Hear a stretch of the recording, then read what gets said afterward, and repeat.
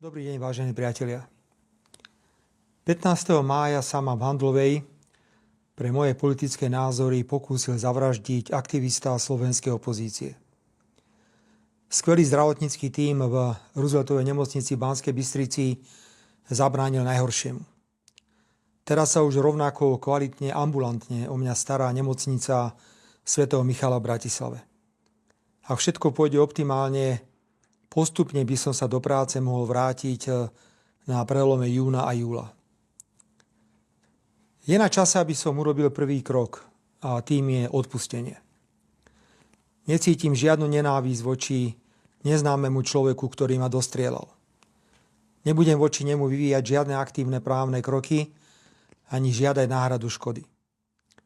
Odpúšťam mu a nech si to, čo učinil a prečo tak učinil, vysporiada on sám vo svojej hlave. Nakoniec je evidentné, že bol len poslom zla a politickej nenávisti, ktorú politicky neúspešná a sfrustrovaná opozícia rozvinula na Slovensku do nezvládnutelných rozmerov. Vážení priatelia, 15. maja v Handlovej to teda nebol útok nejakého pometenca.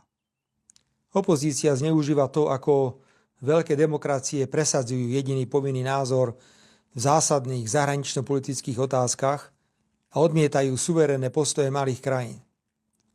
Vo vnútroštátnej slovenskej politike sa to prejavuje tak, že akékoľvek násilné a nenávisné excesy proti legitímnej vládnej moci sa na medzinárodnej úrovni tolerujú bez akéhokoľvek komentára. Opozícia nebola schopná posúdiť, pretože ju k tomu nikto nenútil, kam svojou agresívnou a nenávistnou politikou dostala časť spoločnosti. A bola iba otázka času, kedy dôjde k tragédii. A dnes som už konštatoval, že po tom, čo sa mi stalo 15. mája, kedy som v Handlovej nešiel do davu, ale k malej skupine priateľsky mávajúcich ľudí, by som mal byť plný zlosti, nenávisti a pomstychtivosti. Odpor proti politikovi, s ktorým nesúhlasíte, sa nerieši tak, že ho zastrelíte. Naopak, rád by som vyjadril presvedčenie, že všetka tá bolesť, ktorou som prešiel a prechádzam, poslúži niečomu dobrému.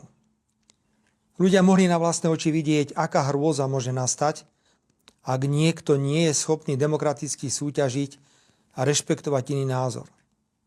Ani ja nie som žiadny politický anjel, viem byť veľmi tvrdý. Ani vlády, ktoré vediem, neboli a nie sú dokonalé, určite by sa mnohé veci dali robiť inak.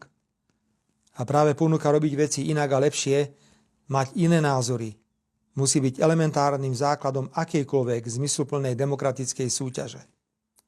Ponukou nemôže byť oponenta bezdôvodne zatvoriť alebo zákrene zabiť. Nad týmto sa opozícia bude musieť zamyslieť. Ak zotrvá na svojom súčasnom nastavení, hrôza z 15. mája, ktorú ste všetci mali možnosť vidieť prakticky v priamom prenose, bude pokračovať a budú ďalšie obete. Nepochybujem o tom ani sekundu.